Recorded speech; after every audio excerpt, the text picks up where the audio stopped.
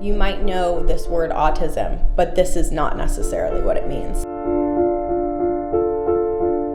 When you change the way you look at things, the things you look at change.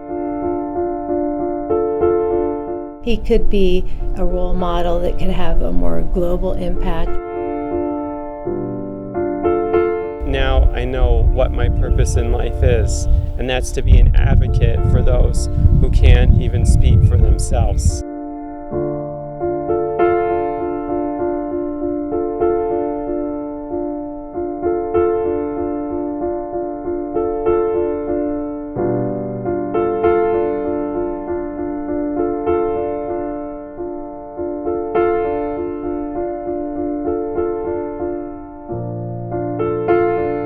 When I was young, I didn't even know I had autism. I didn't know I was different. I was like repeating movie lines. I love watching that TV guide program. Every parent wants their child to be normal. 10 fingers, 10 toes, can breathe on their own, can talk, can eat, can say mom and dad. Once he was diagnosed, honestly, it was like getting hit by a Mack truck. I realized that I could either stand up and fight, or I could just give in. I cannot change the world, but my job as a parent is to provide my child with the tools to live in the world that we are in.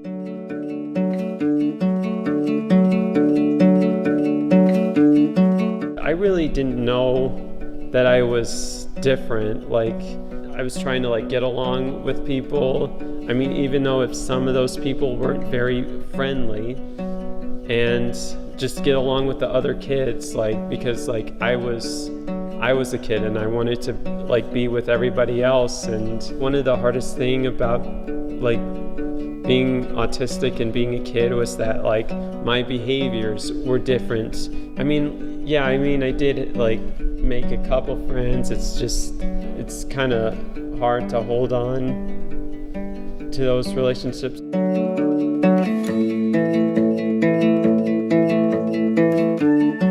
At first, ASU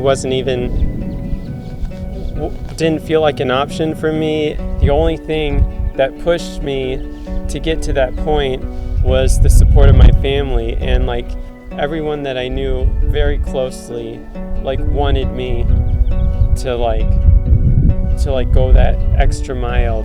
And I remember my principal saying that if you set the bar high, then Greggory would reach that bar, and then he could possibly go a lot higher than that. When I'm trying to listen to a lecture, it's kind of difficult to listen, because there are so many other distractions. With a note taker, I can make sure to catch up on what the teacher said, so I wouldn't have to miss out. At that time, we were transitioning between workers for Greggory, and there was nobody who was really good fit. And the way I grew up, my family comes first.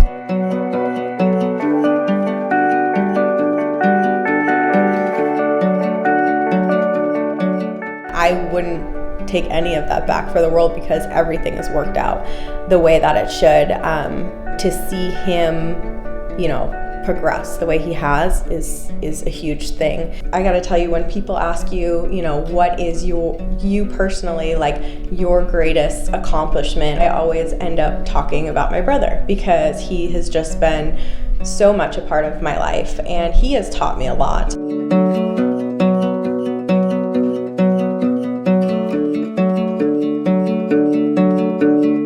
I wanted to continue my education.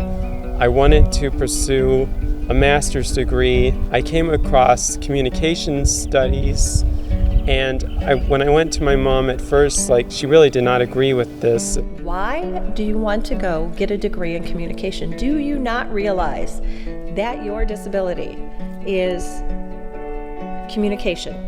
That you have a problem with communication? Wow, okay. This is your V8 moment here.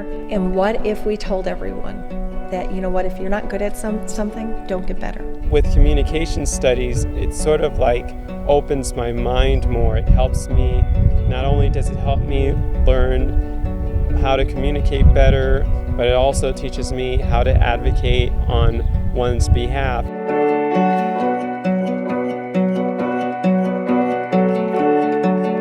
If you really watch the interaction between the two of them versus, you know, my son and somebody else, I really feel like they just get each other. When I'm with him, it's like, I mean, I get to play with him, and I just have to remember, like he also has certain things that probably set him off, and that, like me, he's very sensitive. He loves things in a certain way, and he likes sticking to certain schedules. It's great to see and to have somebody like Gregory to say, you know what, this might be difficult for you, but look at, what your uncle did. Like, you can do this.